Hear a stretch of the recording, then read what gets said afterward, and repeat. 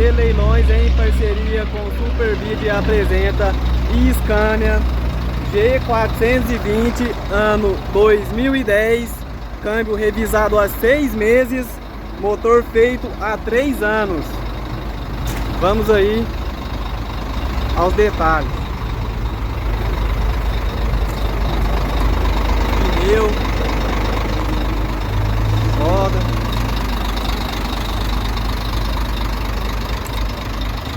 parte traseira,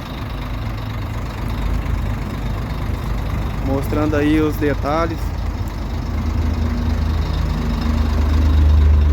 Pneus traseiros.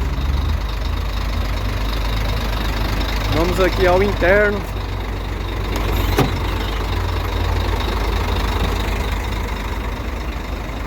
Interno.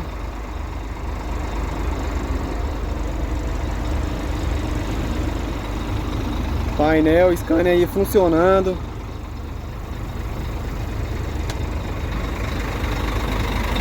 Vamos aqui.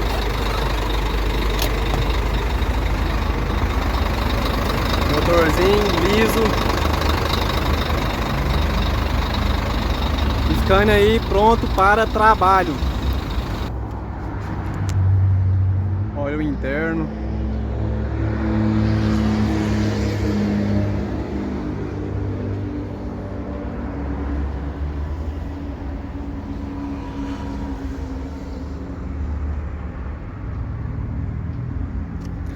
Painel.